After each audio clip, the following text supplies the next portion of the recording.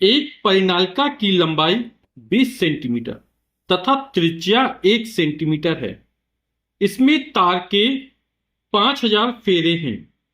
0.4 0.4 ampere की धारा प्रवाहित करने पर इसके केंद्र पर चुंबकीय क्षेत्र का मान ज्ञात कीजिए। इसके सिरों पर चुंबकीय क्षेत्र क्या होगा। अब पाई का मान 3.14 हमको दे रहा है। तो पहले जो प्रतीक दिए वो लिख लेते हैं। परिनालिका की लंबाई, लंबाई किससे लिखते हैं? कैपिटल एल से लिखते हैं। एल का मान हमको कितना दे रहा है? 20 सेंटीमीटर दे रहा है। त्रिज्या, और यहां पे त्रिज्या स्मॉल ए से, और स्मॉल ए का मान कितना है? 1 सेंटीमीटर है।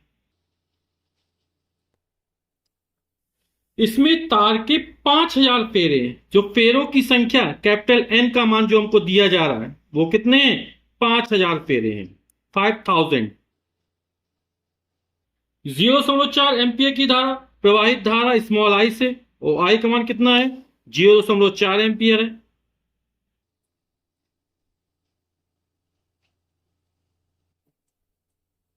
इसके केंद्र पर चुंबकीय क्षेत्र का मान ज्ञात कीजिए। केंद्र पर चुंबकीय क्षेत्र का मान हमें कैपिटल बी, इसका मान हमें ज्ञात करना है। फिर इसके सिरों पर चुंबकीय क्षेत्र ज्ञात करना है। तो पहले हम केंद्र पर चुंबकीय क्षेत्र का मान निकाल लेते हैं। तो परिनालिका के केंद्र पर चुंबकीय क्षेत्र, इसको बी से लिखेंगे, और बी बराबर होता म्यू जीरो स्मॉल एन आई। ठीक। म्यू जीरो अपॉन 4 पाई का मान आप लोग जानते हैं कितना होता है? 10⁻⁻7 न्यूटन प्रति एम्पियर स्क्वायर। ठीक।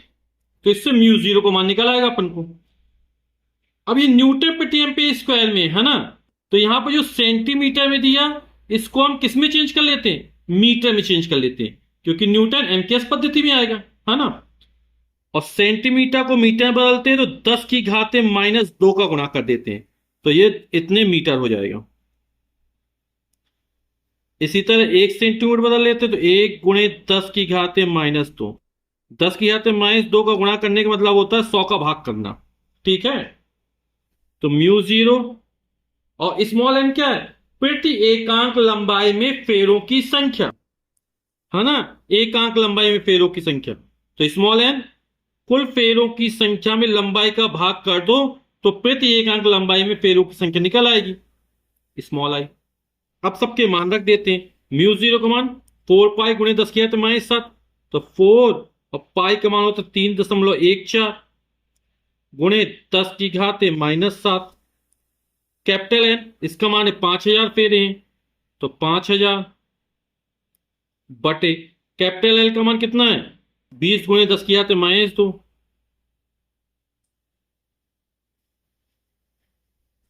गुणा स्मॉल आई का मान कितना है? 0.4 एम्पियर। इसको हल कर लेते हैं तो हमारा आंसर निकल आएगा। यहां पर एक जीरो से एक जीरो ये कट जाएगा। ठीक। और 2 × 2, और ये 2×2 4, तो 4×2 कितना? 8 हो जाएगा, तो हो जाएगा 0.8 गुणे 3.14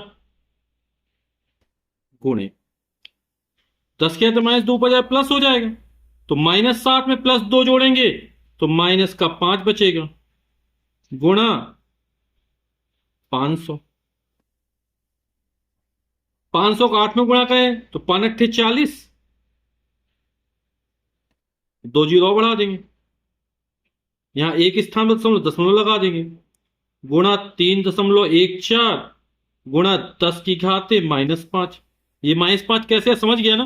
10⁻⁻2 पर गया तो प्लस हो गया, और -7 में +2 जोड़ेंगे तो आएगा -5। 400, है ना। 4 चौक 16 की 6 हाथ लगी 1, 4 1 4 1 5, 4 तिया 12। ठीक। और 2 जीरो ये बढ़ जाएंगे, 2 स्थान पर दशमलव है तो दशमलव यहां लग जाएगा, गुणे 10⁻⁻5।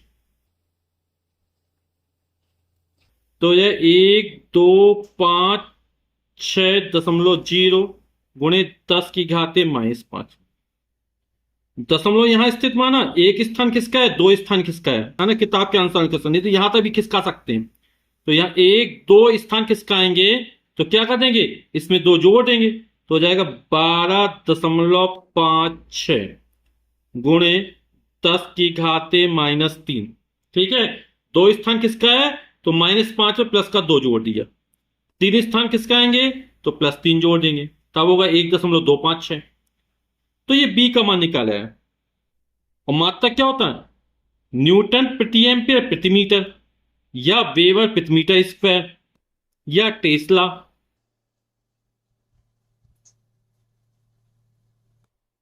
ठीक है, आप कोई मात्रा लिख सकते हैं, न्यूटन प्रति एम्पियर प्रति मीटर लिख सकते हैं, या वेबर प्रति मीटर स्क्वायर लिख सकते हैं, या टेस्ला लिख सकते हैं।